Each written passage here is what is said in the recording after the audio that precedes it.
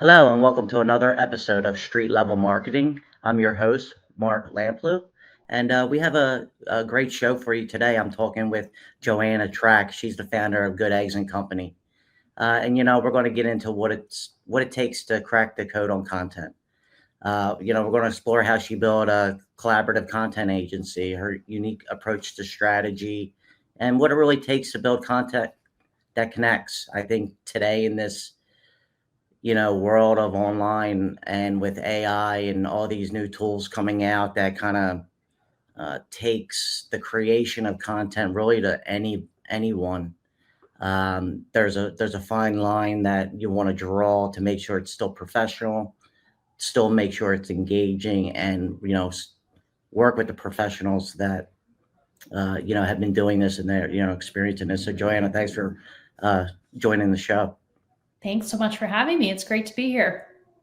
So tell the audience a little bit about yourself, how you got into this Mhm. part of marketing, and a little bit about your company, Good Eggs and Company. Sure.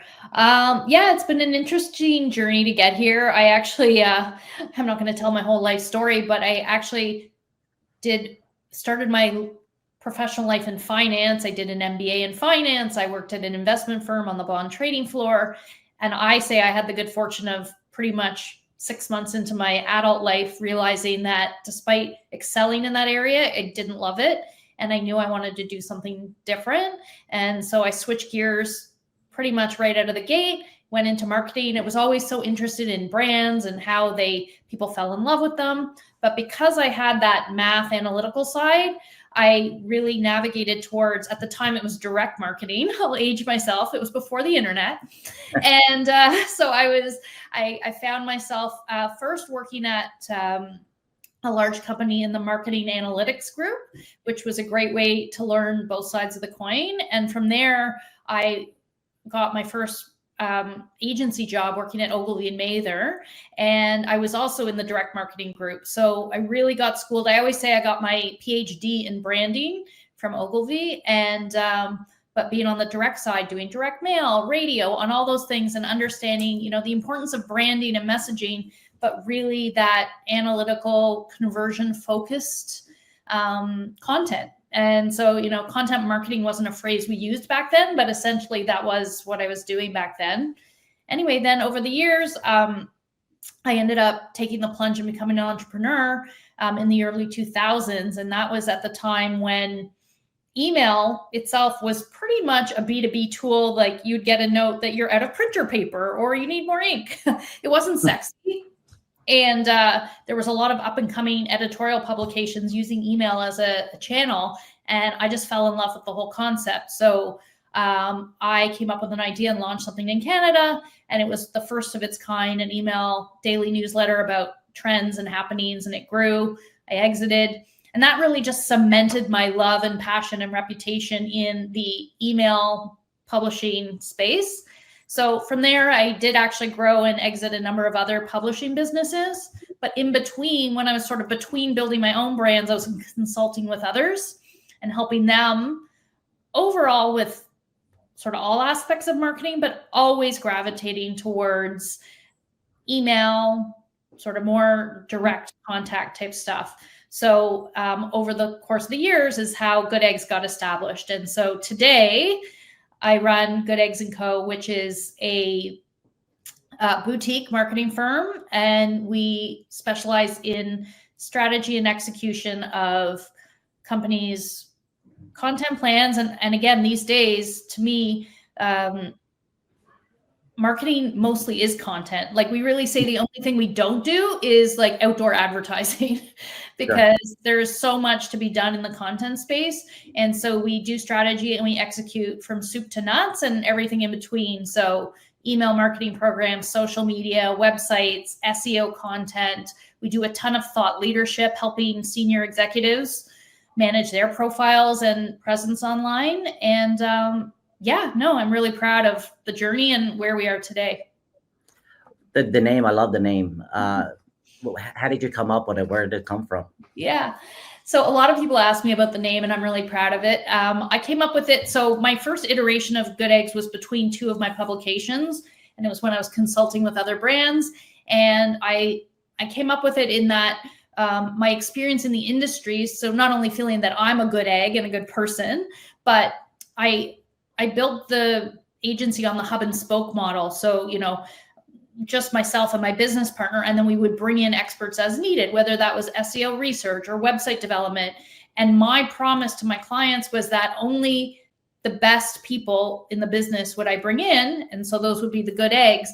And also, like, from a client point of view, them not having to deal with all these different vendors and me owning those relationships. And so giving my sort of validation that these are the best people.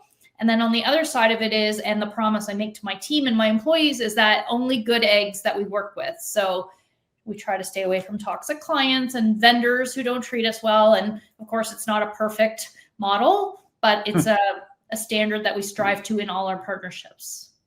Wow. Now, what gaps did you see in the content marketing industry that you wanted to fill?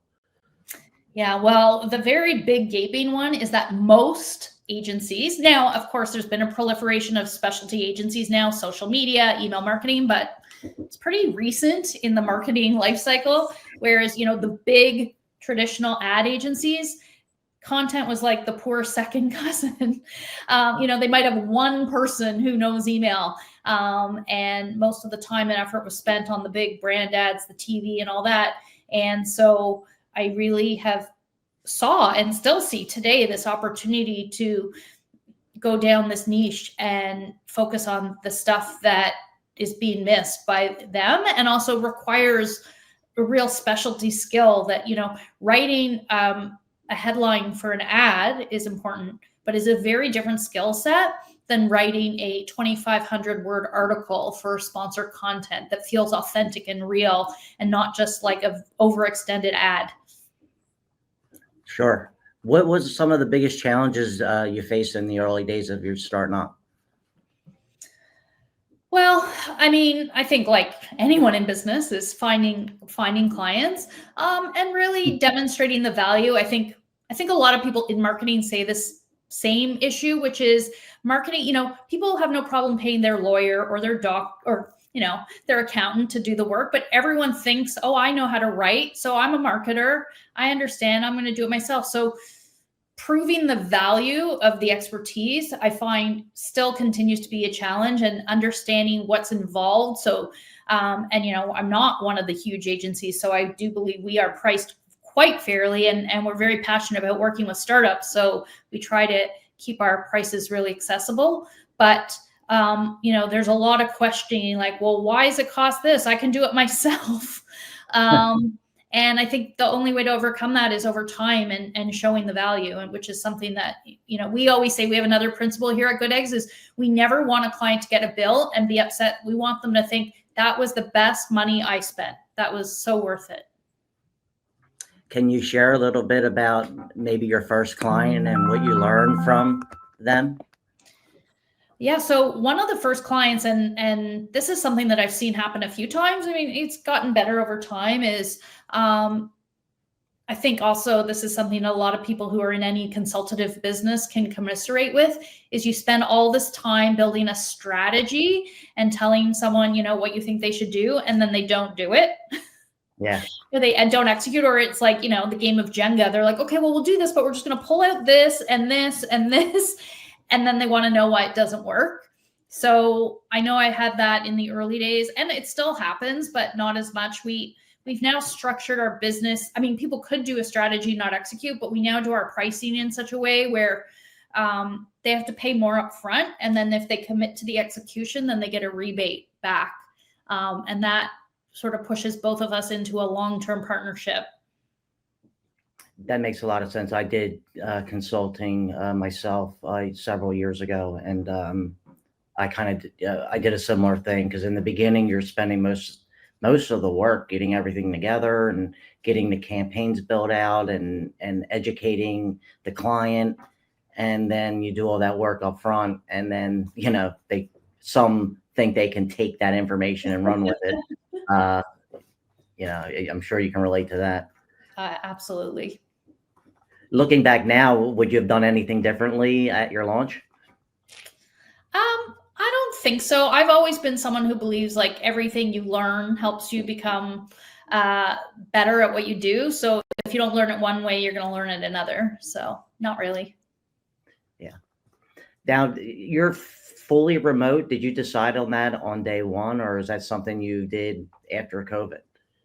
Yeah, that was an after COVID thing. I always have supported and advocated for a flexible environment. I was really ahead of the time. Like some of my employees who've now been with me for almost 20 years, they remember, they'll always say, oh, you were really doing this long before it became a thing. I always said, I don't care where you are or what time you're working, as long as the work is done and done well. So I always had a flexible model, but it was still, we still had an office and we still expected people to show up sometime and tell us where they were and what they were doing.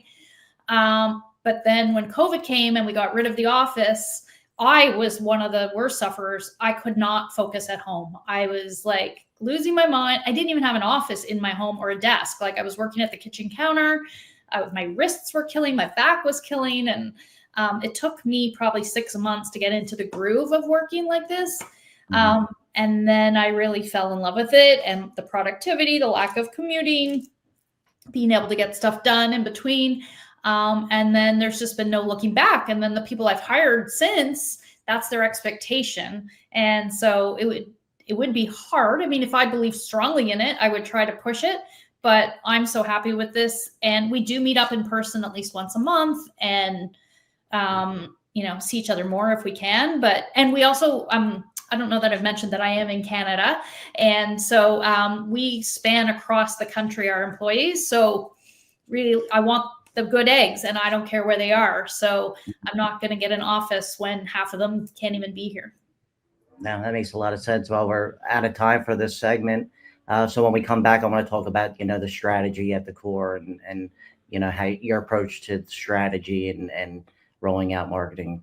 So we'll be back at this break from a word from our sponsors.